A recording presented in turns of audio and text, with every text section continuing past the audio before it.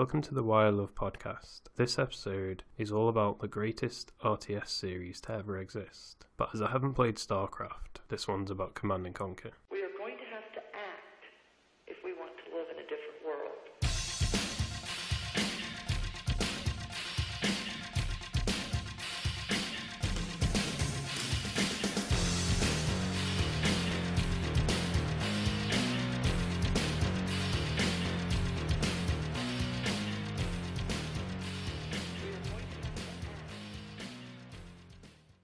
So I know Command & Conquer is sort of seen as a bit of a joke in the games industry, and I'm not sure if at the time it was. I don't think so much, but definitely now people look back on it and kind of laugh at the funny cutscenes and the strange characters, and it doesn't hold up to games like StarCraft and like many others that had better AI and better features and advanced the genre a lot more than Command & Conquer ever did. But none of that mattered to me when I was playing it, because I was really young and I'd never really played a game like this. The only other real-time strategy game that I'd ever played was Warcraft, but this was just so advanced compared to that, and there might have been years in between those games, but I never got to play games when they came out. I didn't know about release dates or anything like that. I was just playing whatever I came across, really, whatever my friends had, whatever we managed to get, and in this case, this was a family friend who actually had this on their PC.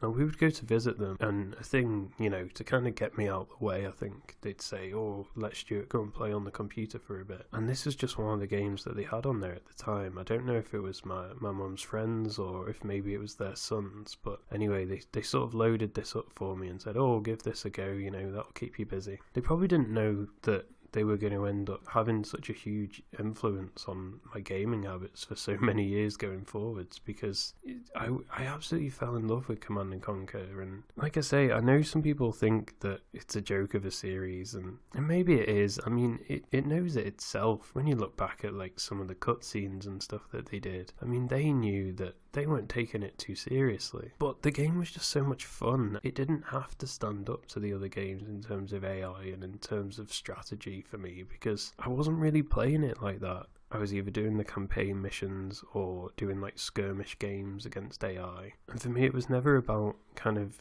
outwitting the AI or doing really good tactics. I've since kind of learned about, turtling and tank rushes. I mean, turtling, I guess, is what I was doing, because what I loved about this game was the base building. And I remember when I was first playing this at the family friend's house, and I think I only got to about level 2. And then I just spent like a couple of hours on that level, because I discovered that if you didn't actually kill like the last man, he would just sort of stand off in the corner somewhere on the map, and the level wouldn't end. So I was just getting every single resource off the map, trying to build everywhere, trying to kind of, build silos everywhere across the whole map. I just love this idea of being able to build this absolutely massive base and build a huge army. Just even if I was just taking on this one last guy, I would build like 50 tanks and 100 men or whatever it was that you were allowed to build on that level. And I just absolutely loved this game, and we didn't visit these people very often, so it maybe was months before I got to play it again, but eventually they just sort of lent me the game because they saw how much I was enjoying it. And that's when the real addiction began. And I almost feel sorry for my parents, because if you've played these games, when you're playing it, you kind of drown out the sound effects to a degree. But if somebody else is playing it, I mean, I must have driven them insane. Just some of the things that the game says over and over and over again. Building, building, building. All that kind of thing, over and over. All the characters would just have one line of dialogue, and some of those sound effects must have just driven them insane, but they are like properly ingrained into my memory now, and just hearing them again, it just makes me smile listening to them, because, I don't know, there's just so much nostalgia there. It's such a brilliant game. Vehicle reporting. At once. Awaiting orders. Incredible. And when you really have been addicted to something, when you can associate a smell with it. I don't know if anyone listening has ever had this with things. When I smell lilies, there's a certain type of lily that I call Command & Conquer lilies, and it's just because I think when I was playing it, we must have had some in the house at the time, and the connection has become so strong that just smelling those flowers literally takes me back into that level, the layout of that map, and I can hear all the sounds again and see all the characters, and yeah, I don't know why, it's weird, but that's how addicted I got to this thing. But the scary thing is, I don't even think that's the game I like the most in the series, because actually, I mean, Red Alert was so good, and I don't know how long I played that for, but I dread to think if Steam had existed then and it had recorded how many hours you played for, I think I might have broken it. It's strange, really, because although I loved Command & Conquer, I was still that sort of age where I didn't know about releases of games. I didn't know about developers and who made what and when new games came out. So when it came to Red Alert, the only reason I actually played that was because another family friend had it. And this was somebody who was a bit more into video games. He actually played some himself, and he introduced me actually to quite a few games, and he used to get his 2 daughters to play them as well, so I'd sort of end up playing them when I went round to see them. But they were never that interested in Red Alert, and he had a son at that point, but he was really young, and he was a bit too young to play Red Alert. So I think he enjoyed having somebody to sort of show the game to and to teach how it all worked, and that was great for me because I got to learn so much more. So maybe some stuff from Command & Conquer that I'd just never really understood how it worked, or he showed me brand new things that got me really excited for Red Alert. But one of the best things about Red Alert that he showed me was this editor that he'd found on the internet. And I think this is one of the first experiences that I ever had with kind of code, I guess. I'm not sure how much you'd call it code really, but it was editing the .ini files of the game. Now you could go into these files sort of manually and change things, but this editor kind of did all that for you. And gave you like a nice layout and everything, and a user interface to do it properly. And this all probably sounds really basic now because modding games has gone so far, and you know, some of the stuff people do with mods now is incredible, basically rewriting whole game engines and making their own games with them. But as a kid, this was fantastic. Even if it was just kind of really, I think I just used it to make my own cheats almost, like, you know, make certain units really powerful, like a rocket launcher could shoot really far, or make it so a dog was like nearly indestructible. And I don't know why I really found that so exciting. At that age, that was a thing that I did a lot with games, really, was try to kind of cheat, and I didn't always care so much for the challenge. I mean, I've talked about sort of playing Dizzy and how that kind of got me obsessed with this thing of playing some really difficult games. But at the same time, some games like this, I actually just really enjoyed being able to build a huge base and then wait to the last second and just absolutely destroy the enemy. And I didn't care if I'd really use cheats or not to do it. I remember doing that on Civ 2 as well, just using the cheat menu to have as much of everything as I could.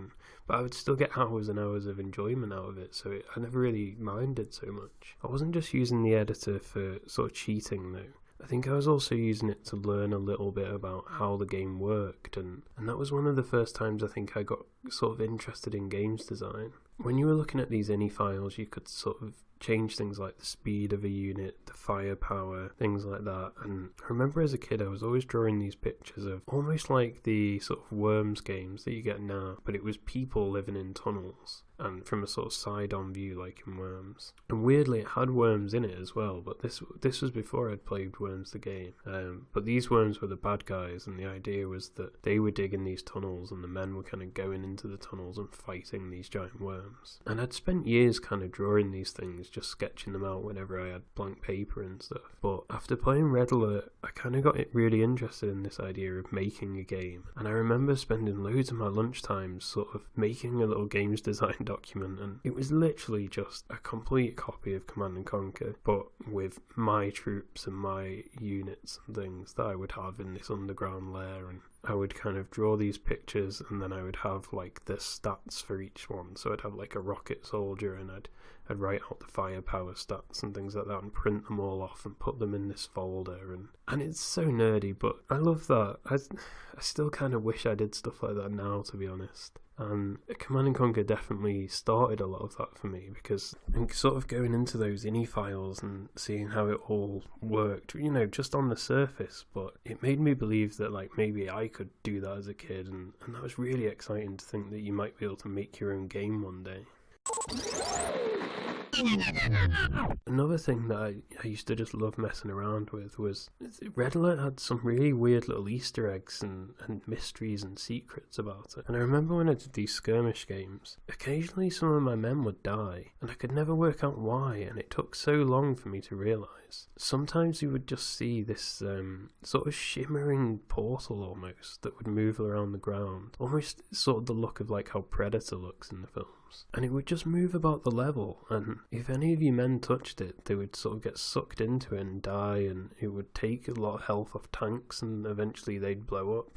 I was obsessed with this thing. I didn't know what it was, I didn't know where it came from. The internet obviously existed, but I didn't really know that I could just go on and search to find out what it was. So I spent ages with this mystery trying to work out like what causes it, how do I stop it, and I would go and try and shoot it, and I would try and drop a nuke on it, and I would try all these different things. And years later I actually discovered that it was a weird Easter egg they put in as a side effect for using one of the super weapons, the Chronosphere. And the idea was that it was sort of a negative effect for you messing with time, that this portal would appear and cause destruction. But I love that. I love that there was no explanation of this in the game. You just had to work all this out yourself, and it was really cool. And again, hours and hours of fun for me as a kid. But that was just one little sort of hidden mystery of the game. But actually, Red Alert kind of still to this day I think has one of the best Easter eggs ever, and it's one that a lot of people maybe haven't ever even seen or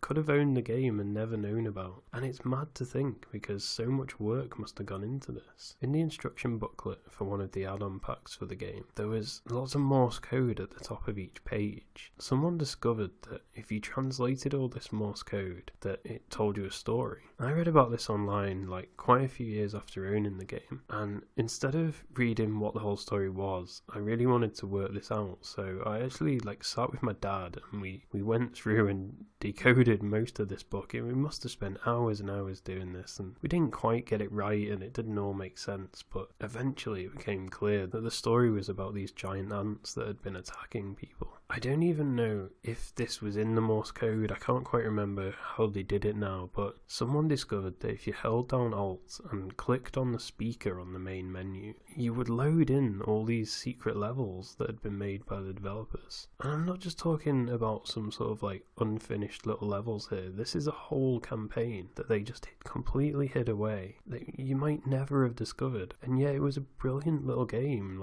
The game itself was pretty much just Command and Conquer, but the enemies were these giant ants. There was different types of ants. There was a whole bit where you went down into an underground nest and you had to fight the queen ant, and it was brilliant. And just something so cool about the fact that this was just hidden away and that I'd had this game for years and never even known about this. I just absolutely loved it. And this kind of weirdness with the ant levels and things like that, that is just the beginning of it really for the Command & Conquer series. So for those who don't know, the Command & Conquer series is a bit weird. So you kind of have the Command & Conquer games which are set in the future and are a little bit more serious and a bit darker. They're still kind of soap opera-y, comical bad guy and things, but Red Alert was always a bit different because that was sort of set in the past. It was sort of an alternative timeline for World War II, and it was always more kooky and weird, and all the acting was really hammed up, and that's something you kind of can't talk about the Command & Conquer games, the originals or Red Alert really, without talking about the acting. And this was a big deal at the time. I think most games didn't have this, but Command & Conquer's always had lots of these FMV sequences, so basically cutscenes, but they used sort of in real life characters, and at the time that looked amazing. I mean, you go back now and it's the worst resolutions and the worst quality you can imagine, and later on in the series they actually got some real actors in. I don't know if you count sort of Hollyoaks actors as real actors, but people who had acted before in something, and they always give the best performances. I mean, they're nonsense and they're stupid, but they're hilarious, and you can go back and watch them now. I think there's one, I'm not sure which game it's from, but I'll try and put a clip in it somewhere in here because it's Tim Curry saying space in the most bizarre way. I'm escaping to the one place that hasn't been corrupted by capitalism. Space! I don't know, I mean, why did they do this? Why did they feel the need for all these mad storylines? And who knows, but it just adds to the character of these games, and that's what they're really about. They're filled with character, and it isn't just in the cutscenes. I mean, the characters themselves, that they had the generic soldiers and things like that, but then you had people like Tanya, who was one of the special forces sort of units you could get. And to make her seem special, you could only actually ever build like one of her. But she was brilliant. She had all her own special lines. That's all you got? Chew on this! And special abilities. She could take down a base almost on her own, and there was a couple of campaign levels where you actually had to do that, where you just sort of had Tanya and you had to sort of go in stealthily and use her pistols to take everybody out and use C4 to blow up buildings and things. And it wasn't just Tanya either. I mean, I remember so many of even the more generic troops having real character to them, and sort of the tanks having the different classes, but there was like the Mammoth tank, which was this absolutely huge beast of a tank that you could get later on in the game, and all of these were really like stand out to me. They didn't just blend in like on a lot of games where it's just you pick another troop because they're slightly more powerful, or these all felt like really thought out sort of separate classes and separate units. And all the units in the game were so good that one of the things I remember a lot about Command & Conquer is, and it wasn't just this game, but especially for this game, was train rides home. And I don't know if this is something that anyone else has from when they were a kid, but I remember going into town a lot with my mum and dad and buying a game and then having to come home on the train, and obviously you couldn't play the game, but I'd be allowed to open it, and I would sit all the way home like reading every page of the manual, really, really excited to play the game. And I don't know what it was, but with Command & Conquer, because you had a tech tree in the manual and you could read about each unit, and I'd be there already planning out like my first attack and what building I was going to build first and how I was going to go around and picking out units that I wanted to try out. And there was something really like great about that, like just having it all in front of you and not being able to play it yet built up that excitement so much. But that enjoyment was cut short once, because I remember when Command & Conquer Tiberian Sun came out, and I did the same thing with that. I bought it, I sat on the train and I was sat reading the tech tree, and I was so excited for this game. We were riding home, the train felt like it was taking forever and ever, and you're just desperate to get back and play it. And we finally got in, and I took the CD out and I put it in. Command & Conquer always had these amazing install screens, and I think a lot of old PC games did at the time. They didn't just have the boring kind of you run it and it shows you a progression bar. It was all styled with the game, so there was things turning and pistons moving and things. It felt like a commander report, or they made it look like machinery being built in a factory or something like that. And I was getting so excited watching the install screen, and I couldn't wait. And then I went to start the game and it crashed. And I tried starting it again and it crashed. And every time I started it, it crashed. And I didn't know enough about computers then. I didn't know whether patches were coming or, how to manipulate things for graphics cards or anything like that. As far as I knew, I had the right spec for the game, but it would never play. And so I took it back to the shop and, got a refund, because back then you could actually buy PC games in shops and get refunds, weirdly. And then I remember just having to wait about a year and a half until I could play a new Command & Conquer game, and that absolutely killed me. I mean, like I say, maybe it got patched a week later and it would have worked, but I couldn't take that risk. That was a lot of money to buy the game again, so I just had to wait till we got a new computer and hope for the best. But this is how much I loved Command & Conquer, that I really was waiting till we got a new computer, and the first thing I bought was this Command & Conquer game again. And I'm not even sure I really liked the game that much, actually, by the time I did get to play it. I think the first two games for me is where the addiction really was, and then I did really like Red Alert 2 as well, but at that point I was playing it more like a traditional game, not just cheating and not building huge bases. It was more trying to do the campaign and trying to play it a bit more to the letter. And then it wasn't really till I was at university and I finally got Command & Conquer Generals. And that's when I first actually played the game really properly, I think, for the first time. And and didn't just turn off super weapons for the AI, and didn't just block them in on corners or over water and things like that, and actually had like real challenging matches, and suddenly got really into it all over again. I think Generals from a gameplay point of view was definitely one of my favourites, probably my most favourite RTS that I've ever played. Like I say, I haven't played StarCraft, and I know it's supposed to be amazing. Generals is a really good game. Like, it's really smart, and there's lots of sort of little things where maybe they're just about to have a nuke ready to fire at you, and you can teleport a commando in and delay the nuke just long enough to do an attack, and it's actually really tactical and really interesting. And that's something I love about Command & Conquer as well, is that I've kind of gone that whole circle with it. Starting off as maybe just a game that I didn't really understand, to going into a game that I was manipulating and editing and kind of cheating, but learning more about the game's design, and then just the fun of the ant levels and funny FMV videos, and then going further forwards in the series and ending up at Generals, where really playing the game properly and learning proper tactics and how to tank rush and how to do all these things, and just appreciating the game from like all angles really throughout all those years. And it's such a good series, and it really saddens me that it's gone now, or it at least seems to be gone. I'd love EA to bring this back. I really would.